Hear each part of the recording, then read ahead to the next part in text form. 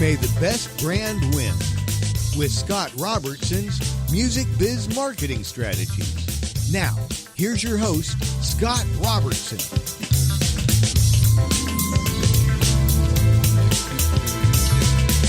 Happy Friday, everybody. You are tuned to May the Best Brand Win on Intertalk Radio, the undisputed leader in music biz talk.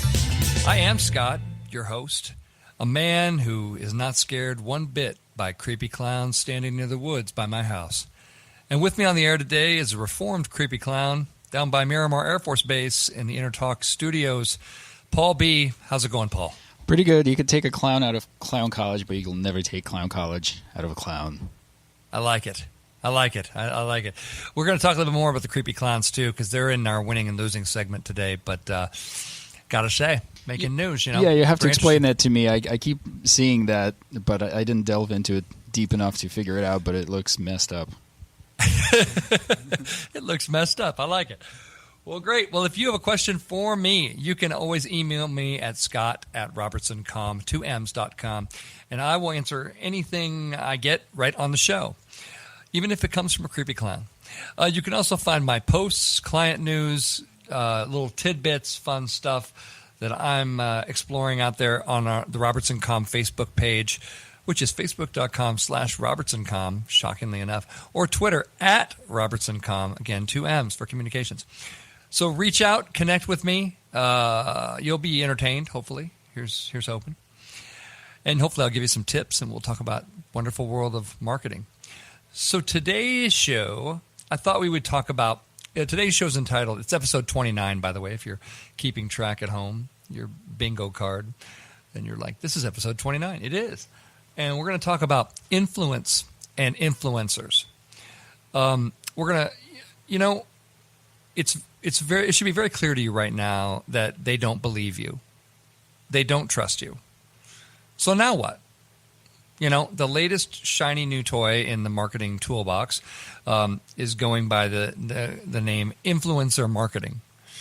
And while it appears pretty similar to public relations, and in many cases PR firms execute these plans, there are some differences. It can be quite different in many ways.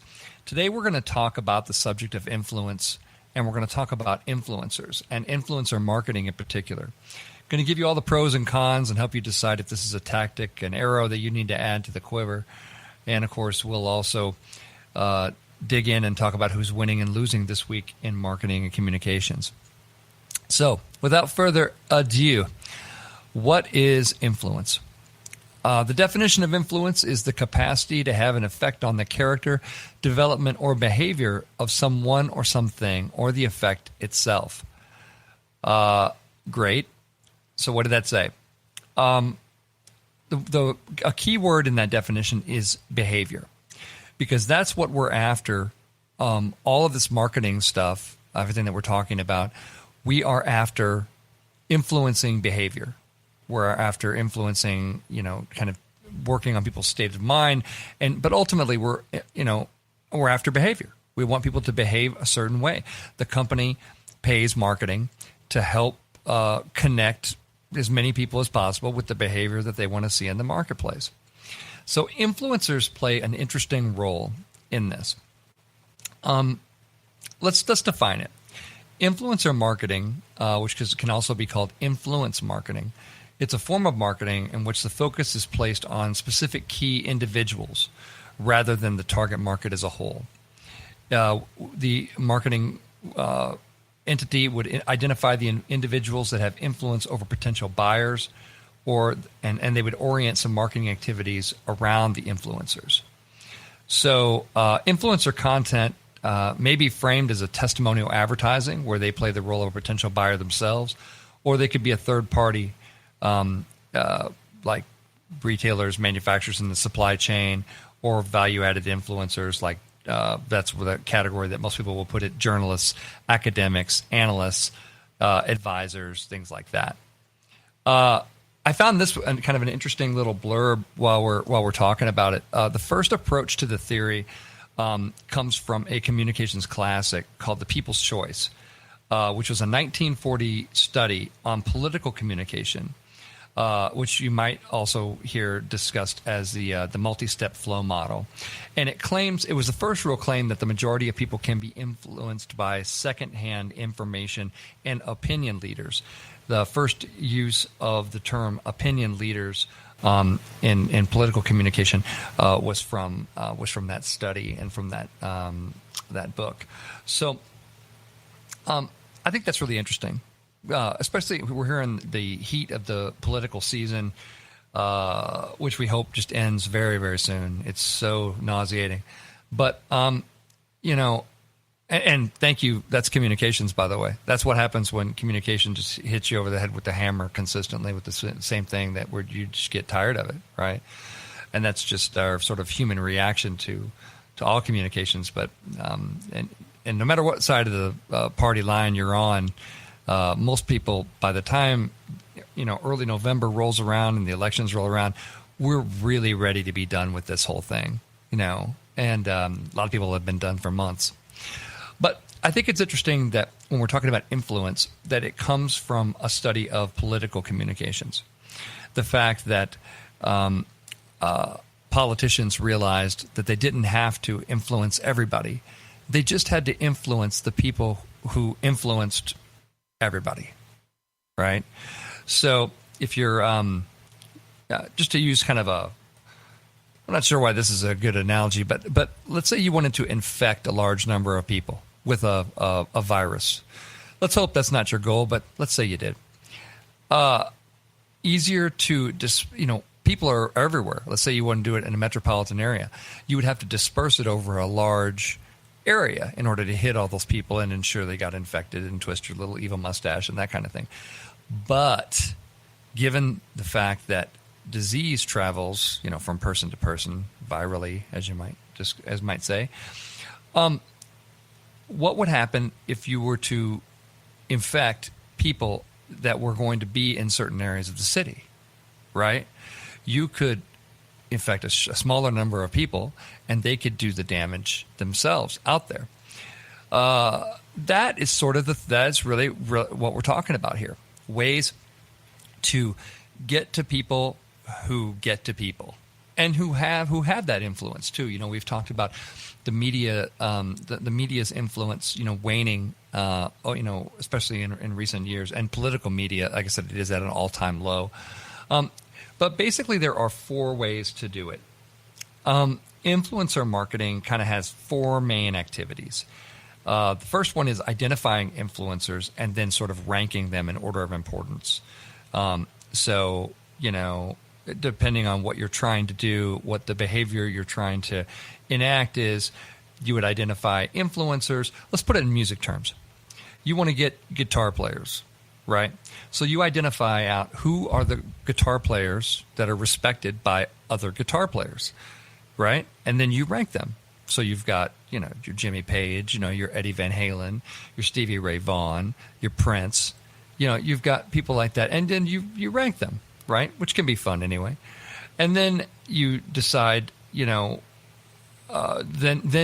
obviously the second activity would be marketing to influencers to increase their awareness of what you're doing within the influencer community, right?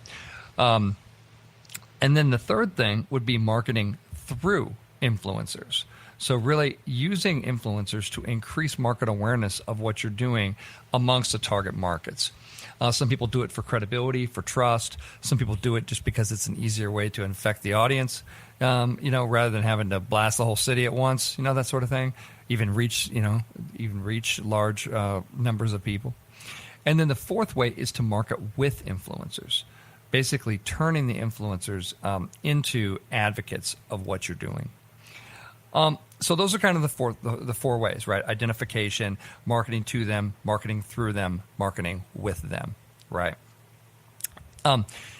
Is influencer marketing new? I mentioned at the top of the show, I mentioned it was a shiny new toy. Actually, that's a little bit misleading. It's not. It's not.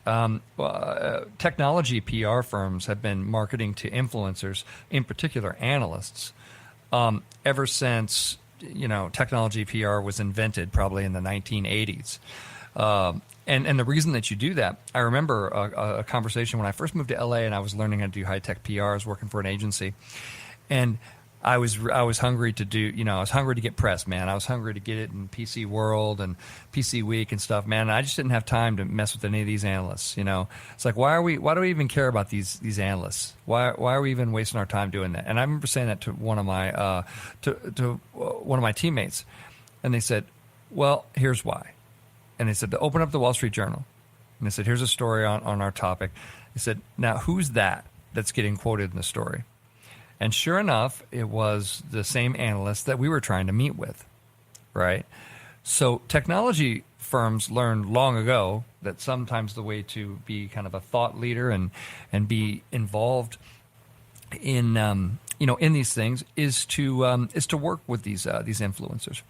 However, there are a number of firms that have sprung up in recent weeks, months, years perhaps, that really brand themselves as influencer companies.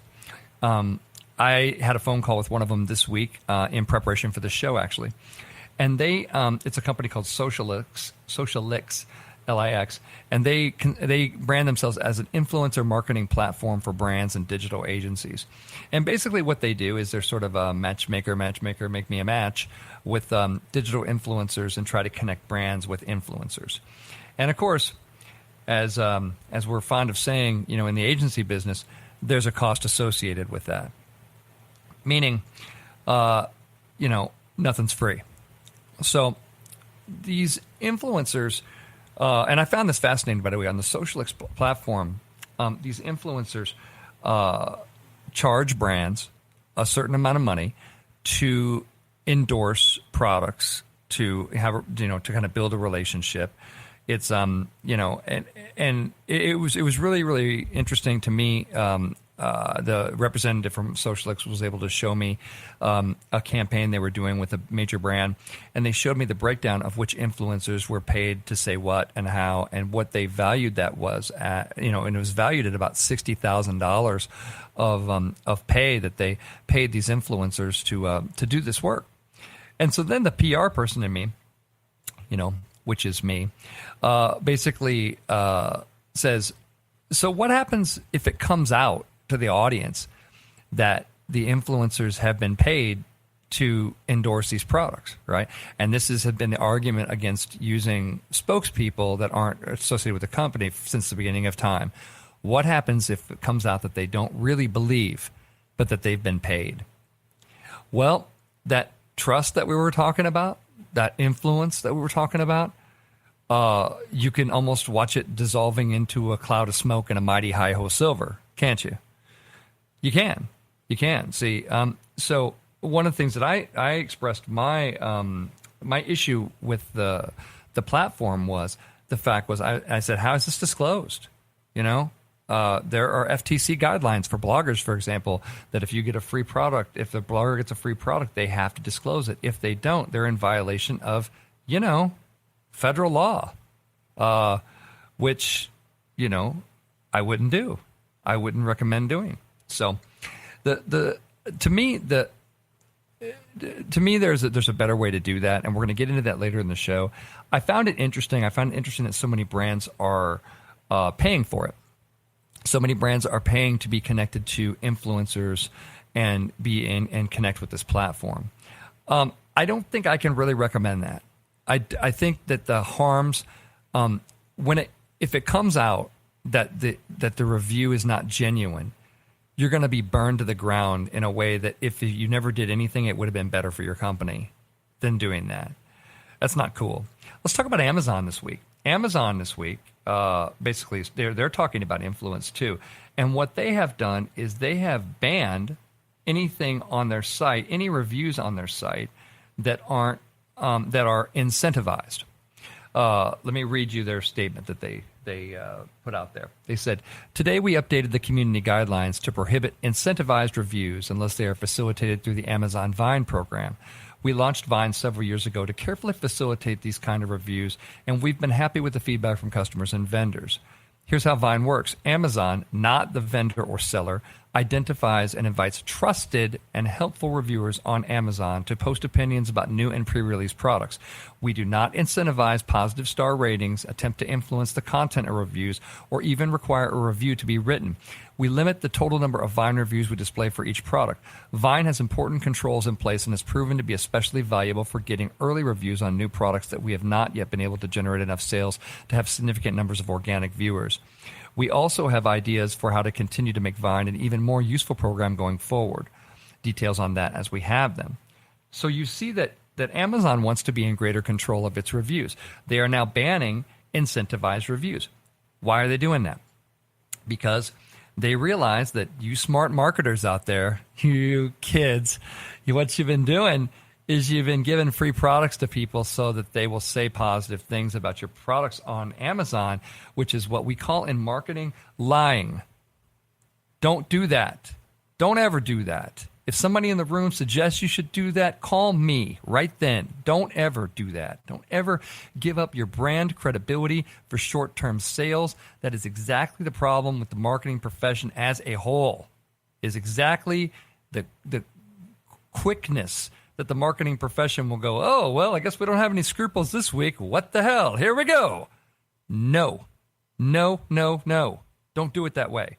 And Amazon just locked everybody down, so there's no way that you can do it that way. They have this Vine program where they find the reviewers, and they're going to be able to kind of do this. They have to do that for credibility.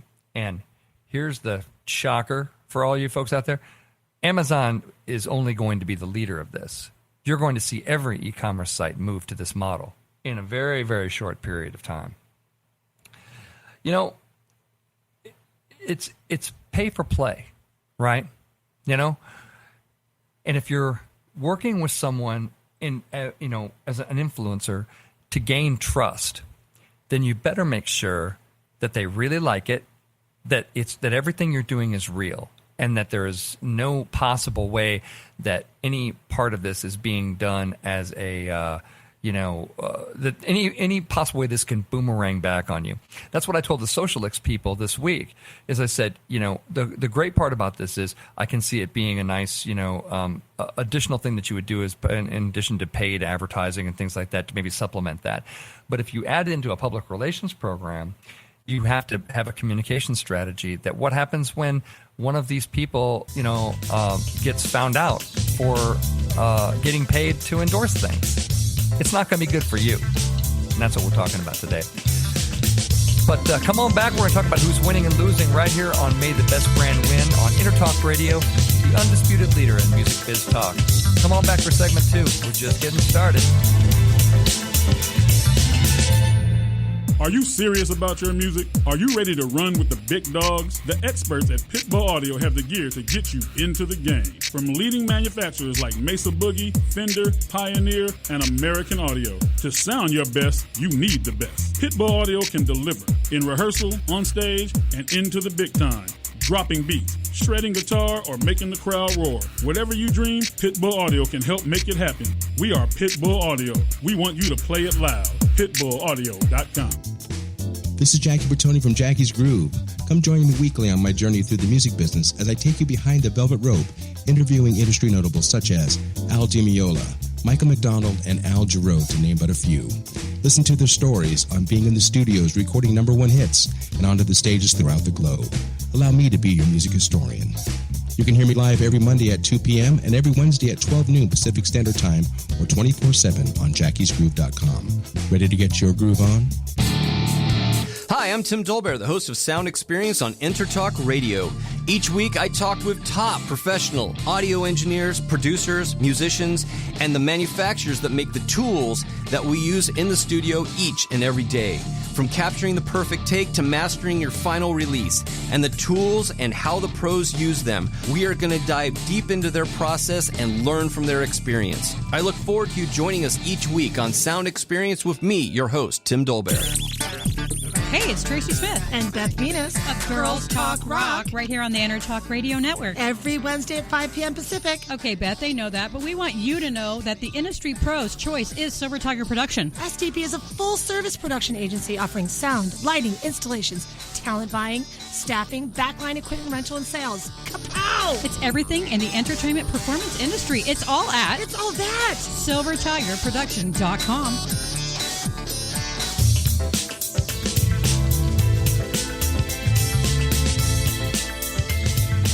May the best brand win with Scott Robertson's Music Biz Marketing Strategies. Now, here's your host, Scott Robertson.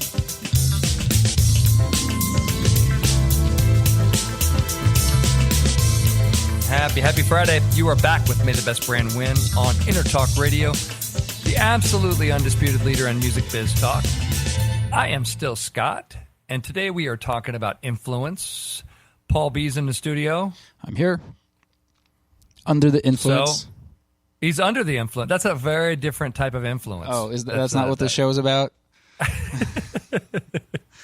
What's a legal definition of under the influence? Well, what can we say? Hey, did you see, by the way, that legalization of marijuana is on the ballot? It's they kind of snuck it in there. There's no ads for it. There's nothing. I was looking on my little voter pamphlet, and sure enough, there's a measure or proposition or what have you to legalize weed. Straight up. You're talking about in the California election. California? Nice. Yeah. Very cool. Yeah. About time. Well, they want the money. Yeah. They want the tax money. I mean, they need it. They could care. They could care less. They're like, how do we get more tax money? And there's so many things. But anyway, I thought that was interesting. What's interesting about it is you would think that there would be more coverage of it. You would think that there would be ads about it, pro and con. You think there would be something, but there's nothing. It's like it doesn't exist. And then when you look at the little voter general election pamphlet that you get in the mail, there it is. Well, maybe it's better not to make a big deal out of it this time because they tried it before here in California, right, and it didn't pass. So maybe if you sneak it under the radar, maybe that's the idea. This is the under the radar strategy. Yeah, I think so too. Just don't make a big deal about it. Just go in and vote and see what happens. Exactly. Well, here we are in segment 2. This is Paul's favorite segment where we talk about who's winning and who's losing. So first up, losing. All email marketers out there have a new enemy, and that enemy is Apple. I uploaded I got the new operating system for my iPhone, iOS 10. And one thing you may notice is that when you open up your mail application and any of your emails that you have, the very first thing that you see on all of them now is an unsubscribe button, a unsubscribe link at the very, very top. So that's a warning shot, by the way. That is Apple saying, look how easy we've made it to unsubscribe to anybody who wrongs you. in the email strata. I mean, you can unsubscribe to people's e-newsletters easier than ever before assuming that they abide by the instruction. But I'll tell you what, pay attention to it because I've told you on this show that irresponsible marketing is going to be punished. Welcome to the punishment for all marketers. And that is that technology companies and, working on behalf of the consumer's best interests are going to start making it easier and easier and easier to get rid of your email newsletter and all of your marketing communications out of somebody's feed, which is why I preach on this show. Make sure your stuff is so good, so great, that there's no chance that's ever going to happen. You start falling into this bucket of doing ordinary communications. You start falling into this, we've always sent this out and we need to send it out. You're going to see unsubscribes on your list at a massive level because the technology companies are going to enable unsubscribes at a level which you've not seen before. And, of course, all that comes from the irresponsible use of marketing and the irresponsible use of email in the first place, to be honest. So I would put all email marketers on notice and definitely could be losing with this whole unsubscribe functionality that you can find in the new iOS 10. Also on the losing list, I'm going to put robocalls. There's a story this week in the Orange County Register that says, fed up with rising robocalls, millions say the federal do not call list doesn't work, and they're looking for relief. So I've noticed this myself, got to say, especially with my mobile phone. I probably get, and I think I've said it on the show before, I probably get 30 robocalls a week from people calling my business, about solar energy, about contracting jobs, about all kinds of various stuff. One of them even had the nerve to leave me a reverse voicemail that said, "Hey, rates are whatever. Call my office if you're interested." It's like, I want to drive to your office with a bat. That's what I want to do. So, what's the matter? What's the matter with you? I want to drive there, and before we use the bat, I want to grab that person and go, what is the matter with you that you would do this and think that this is a strategy? Don't do that. Don't ever let your brand, especially don't let your band, but definitely don't let your brand, don't do robocalls. Don't do that. People don't want to hear from you. Accept it. Move on. Move on to the people who do. As I put on here, anybody that does robocalls, they should have creepy clowns visit their office and just beat them with little hammers and squirt them in the face with flowers and stuff. Also losing, all those IRS scammers. Speaking of robocalls and terrible calls, you ever get the call from the folks claiming to be the IRS, and they say, you need to pay us right now because we're the IRS, and they have like an Indian accent, and you're like, you don't work for no IRS, right? So, of course, they don't. And a lot of people have gotten these calls as well. But this week, a lot of them were busted as authorities moved in on these IRS scammers from call centers based in India. And what's amazing about this story to me is the fact that so many people fell for it, and so many people sent them money. They made hundreds of thousands of dollars off of people with their claiming in their IRS. Do yourself a favor. There's a great viral video of a guy who keeps one of them on the phone, and they're talking about going to Target and buying gift cards. And the guy says, okay, so I'm at Target. I'm going to buy you gift cards, so I'm going to pay the IRS with gift cards, and he's just laughing. He's laughing the whole time. And then he says, I've got the gift bags. I've got 5,000 gift bags. Now, where do you want me to send them? And the people in the call center in India are getting so angry with him. And it's classic. You must watch it. It's absolutely awesome. But put the IRS scammers in the losing category because they got busted and they're going to prison and all that fun things. So winning this week, creepy clowns. The creepy clown thing is fascinating to me. I think I've covered it on the show before. A lot of people in the PR profession know what this is. It started out, at least, as a viral publicity stunt for the new Stephen King movie, or the new movie based on the Stephen King book, It, that is coming out in October, right?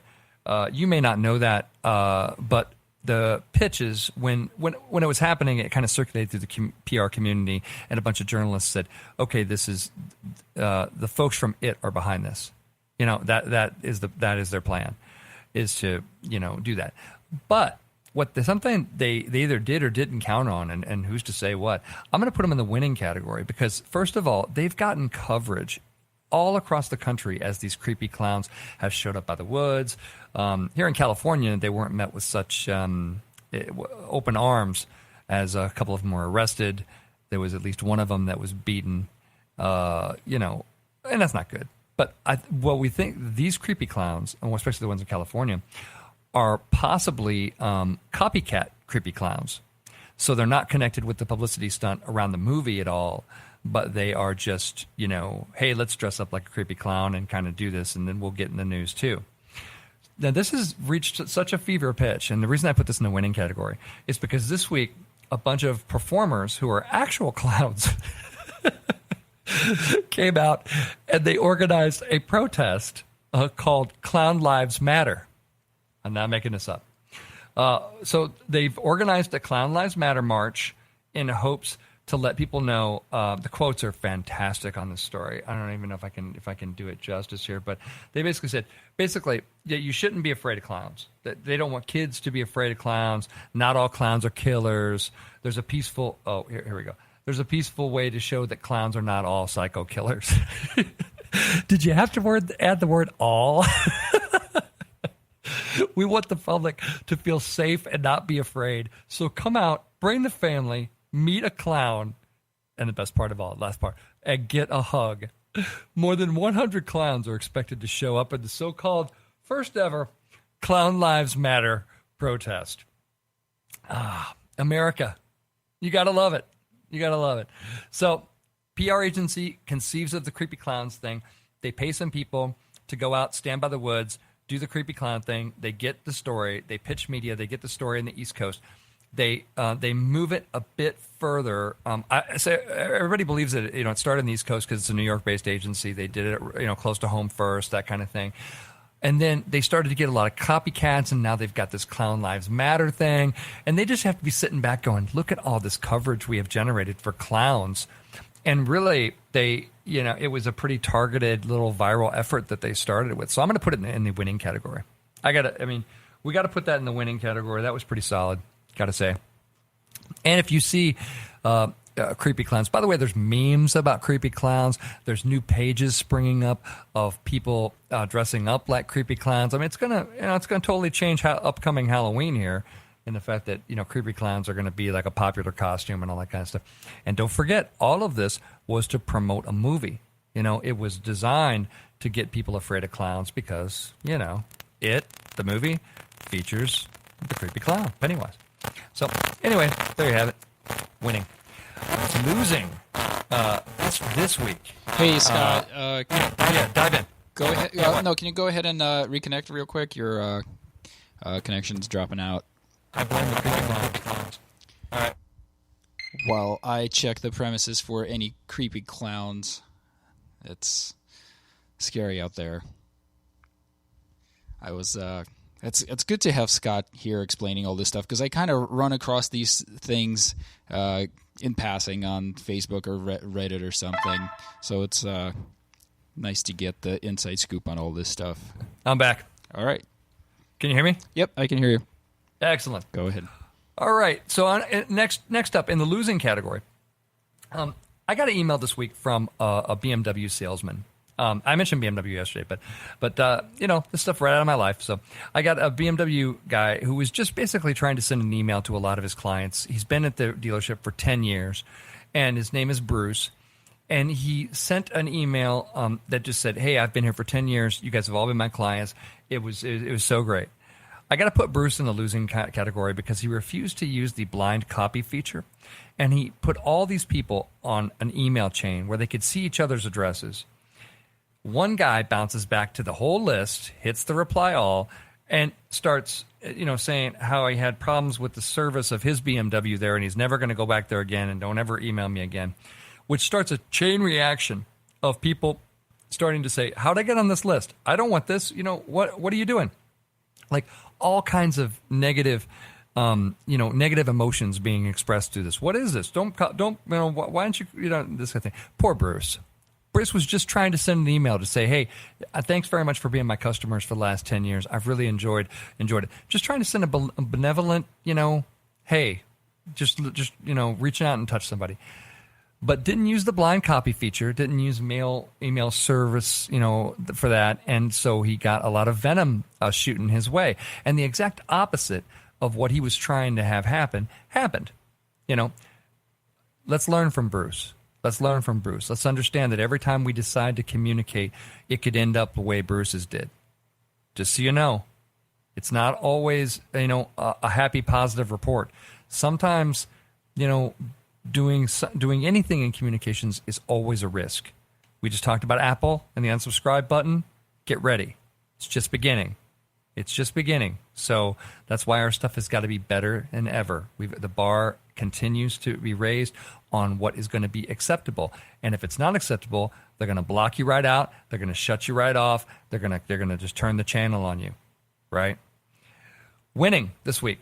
Mall of America. Absolutely. Bold announcement for one of our nation's largest malls.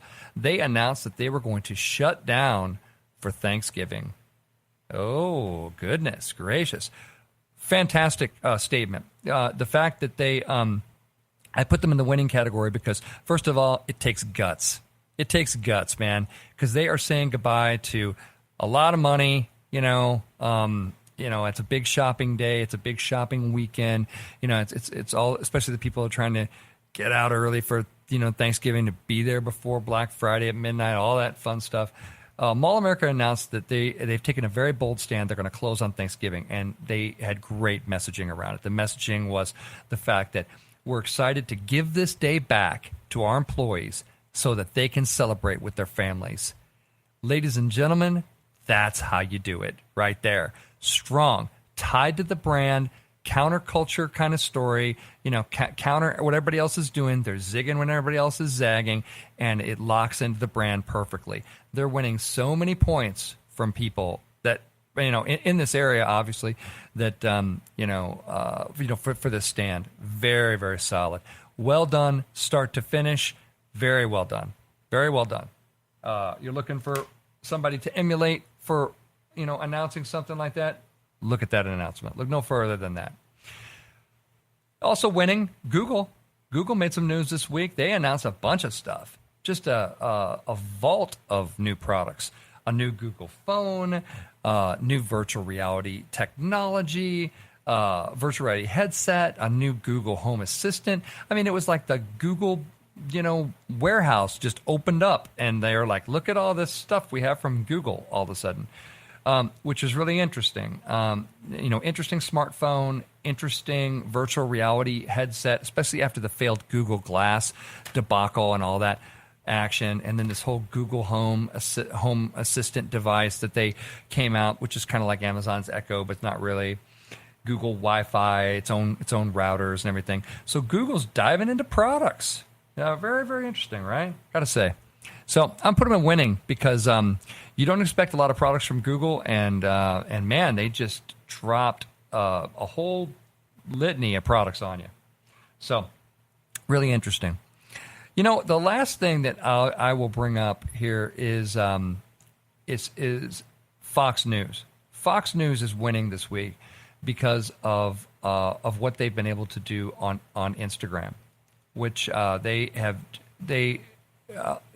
amazingly gotten millions and millions of views and hits and likes and everything on things that they're doing on Instagram. I mean, you really have to pay attention to their Instagram presence, but they're it's really fascinating to me that basically they have little sound bites, all kinds of things. It drove nearly 3 million user comments, likes, and regrams from 900,000. That's winning this week. That's who's winning and losing on May the Best Brand Win on Intertalk Radio, the undisputed leader on Music Biz Talk. Come on back. I'm going to give you some dues for your influencer marketing in the next segment.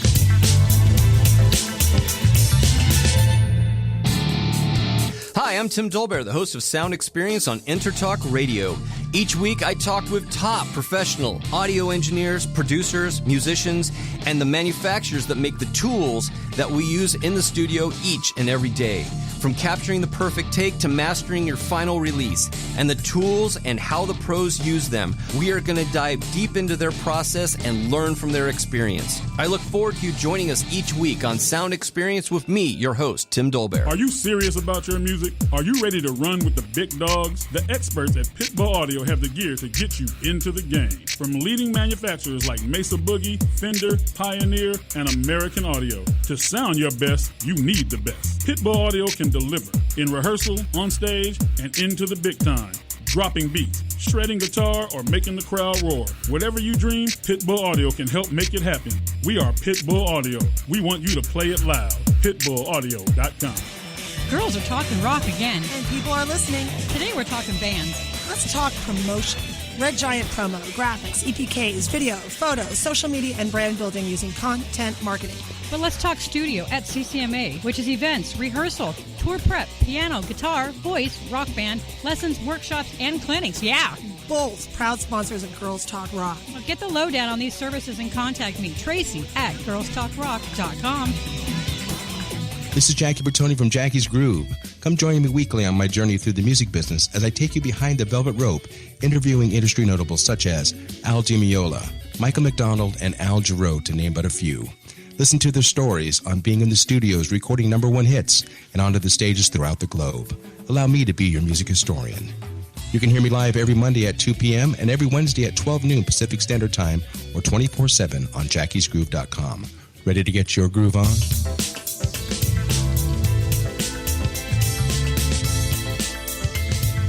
May the best brand win with Scott Robertson's Music Biz Marketing Strategies. Now, here's your host, Scott Robertson. Oh yeah, it's Friday. There's not a creepy clown in sight. How's it going, people? You are back on May the Best Brand Win on Intertalk Radio. I'm here. Paul B's here. We just did winning and losing. What did you take away from the winning and losing segment today, Paul? Well, I was happy to see even before you brought it up. I saw the story about the calling center in India getting busted, and I was so happy to see that because they've been bugging me for weeks with that crap.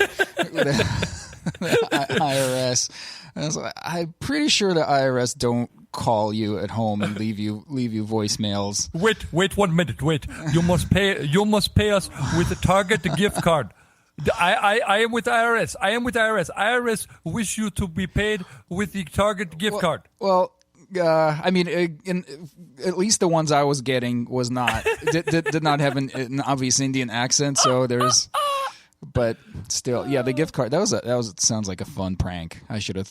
Well, mine was a robocall. It wasn't like a person. Oh, okay. I guess if you if you actually listen to it and like hit £0 or whatever, you get to a live person, and then you get. Yeah. But I never got past that point. I was like, get the hell out of here. I would go, you're from the IRS and you're calling me? That's far too efficient for the government. Right. I'm like, that's a level of efficiency that our federal government in D.C., they're not familiar with. They're like, sorry, I got to send you a letter. Now, United States Postal Service. In 3 to 5 days, you'll know what our feelings are on the subject. You know what would be funny, though, if the IRS looks at the statistics of how much people actually send in. They're like, hey, this is a lot more than we get with our follow-ups with letters. Maybe we should just bother people at home on the phone. Dude, they hire the Indian call center to be the actual arm of the IRS. That's right. They get a pardon. They just get the jobs outsourced to them. Dude, millions of dollars in Target gift cards flying to Virginia and Maryland. The dude, you have to watch that because it is so funny when the guy on the other end gets so angry because the other guy is so funny. He just called and says, he goes, I'm at Target. I've got the $5,000. I got the gift bags, just like you said. And he blows right through it. And the guy's like, no, not gift bags, gift cards. And he's like, so he's like, so I've got these 5,000 gift bags. Where should I send them? You're in D.C. I mean, do you have like a building there, or you want to get? It's really weird for me to give you. Why do you need 5,000 gift bags? Then he starts asking them why they need so many of them. I mean, it'll make you cry. It's so funny. And the guy at the call center is like, I can't believe I can't believe how it's just wasting my time right now. It's just wasting my precious time. Oh man, it's definitely worth your time to watch that viral video. I was crying. I was laughing so hard. Well, good. Let's shall we get back? Let's get back into influencer marketing. Here we are in segment 3, where I always like to make it about you guys and try to give you a few tips, a few take-home tips here to help with influencer marketing. Just to review, we talked about influencer marketing as the ability to kind of try to get to the influential folks that your main target audience would be influenced by, and then sort of get to them and work with them. So I'm going to give you a few do's. I don't have any don'ts. This is just a do's list. Number 1, do. Absolutely do identify your influencers out there. Really, as PR agencies have done for the past 25, 30 years or so, at least. It's not really a new idea. as I discussed with the folks from Socialix, they were trying to tell me, they said, influencer marketing is a brand new thing, and it's and that everybody's jumping on right now. And I was like, there's nothing new about what they're doing. The only thing new is the technology. And the technology is slick. I mean, I must say, it is they have identified and profiled all these different users by how many, Facebook followers they have, and Twitter followers, and Instagram followers, and that kind of thing, and what market spaces, what they speak to, and that kind of thing. It's incredibly detailed, and the reason is it's not a database; it's more of a community. So they've invited all these influencers to join the community, and then sort of like matchmaker, get connected with brands and that sort of thing. So whether you use a service like that to identify your influencers out there, or you just use good old-fashioned research, good old-fashioned, let's look up and see who our audience is talking about and go, social media is fantastic for that, by the way, folks. All you have to do is just find a few of your key customers and just watch what they write. Watch what they do. Watch what they write. Log it. Log it and see which influencers they're paying attention to. Another good way to do it, and this is not wildly scientific, but you find out some of your target audience and you look and see who they follow and who they are connected with on social media. And you're like, well, there you have it. There's an influencer right there. So doing a lot of that work for you are some of these services like Socialix, which I kind of gave them a hard time, but I could definitely see the use and the tech behind it and how useful that could possibly be. I would just be really careful with the paid part of the campaigns thing, especially if it wasn't disclosed well, because you could wind up in some serious hot water, which we're actually going to discuss in a second. So, but do identify those influencers out there. It's really, really important. You should know, again, it's not a new idea, but I think it is an important idea. When you look at the trust numbers, you need all the help you can get when it comes to winning people over. Number 2, do approach your influencers early, like pre-launch. You're launching a product, like a few months before, bring them in. When it's ready, maybe send them one, get their feedback, try to get their possible support, try to win their possible support. If they come back to you and say, well, I only support things that pay me, then I think you have your answer, to be quite honest, because what you should be thinking at that moment is, and what happens when that quote appears, over a picture of this influencer and says they only supported things that they got paid to do. And then, your name gets pulled into that story. It's like, no, don't do that. It's like dating, you shouldn't have to pay for it. If you're good, you shouldn't have to pay for it. Be good, by the way, very important. Number 3. And this is kind of what we've been talking about.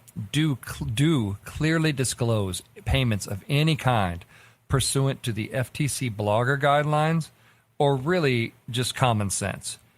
So many companies have gotten into trouble by messing this up. So many bloggers have gotten in trouble messing this up. The FTC has an entire staff full of people watching blogs, making sure that their guidelines are being followed.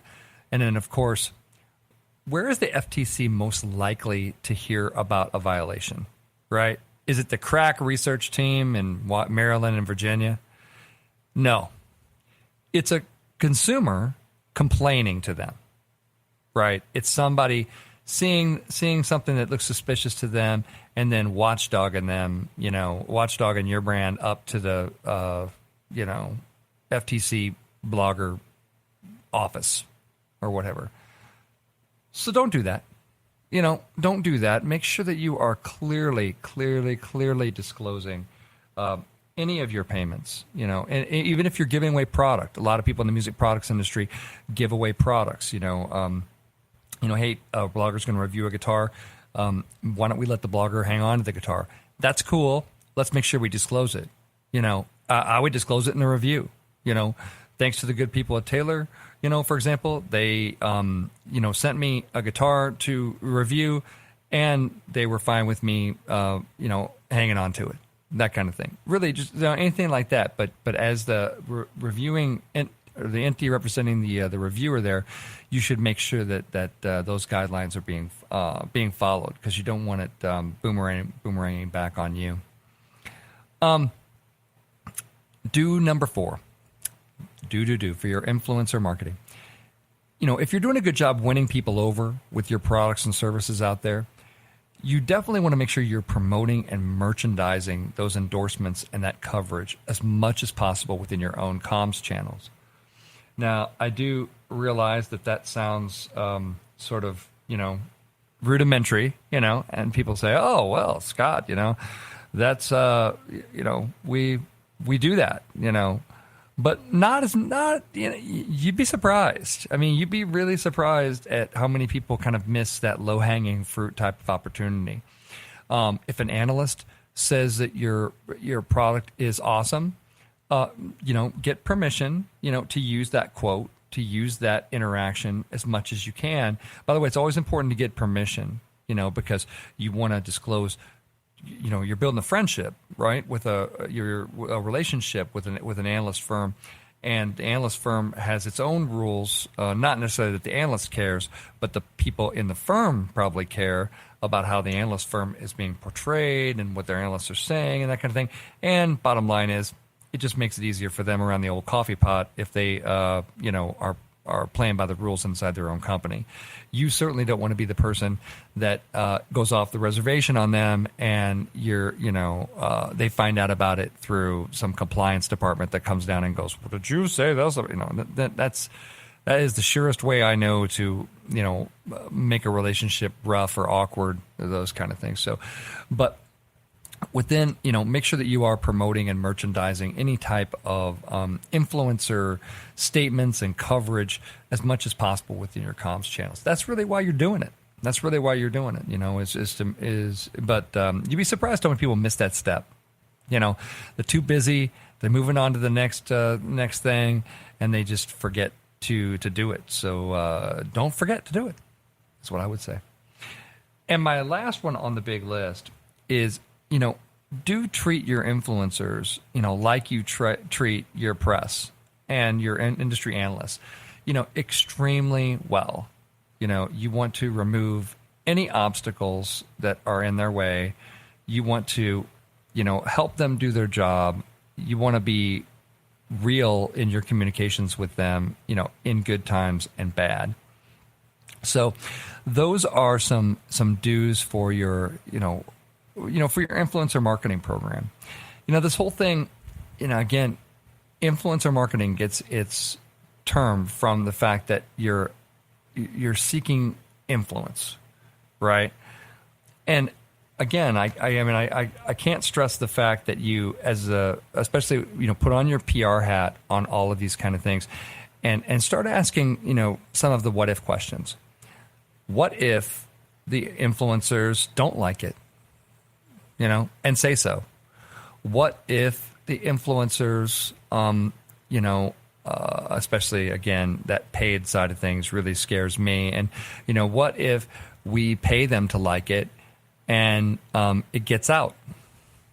It gets out that we paid for it, You ever see the movie Can't Buy Me Love from the 80s, right? Influencer marketing always, and when I was on this call with Socialists this week, I actually mentioned the movie, and we kind of had a laugh about it. But I said, in the movie, a less than popular kind of geeky kid played by Patrick Dempsey pays the hot girl in school to go out with him, right? Pays her, and basically they go out, they have a few dates, and it changes his reputation from being a geeky kid to this super popular kid and that kind of thing. And it's a great movie, great, maybe an overstatement. Let me just back that off a little bit. It's a fun movie for the 80s that you will enjoy. It's not exactly Citizen Kane, but it's, I'm sure you will enjoy it. But a great lesson in the movie is the fact that, buying your way into anything, and marketers, man, listen up. Buying your way into anything, you need to ask yourself why you have to. If you have to, you should really start asking the question as to why.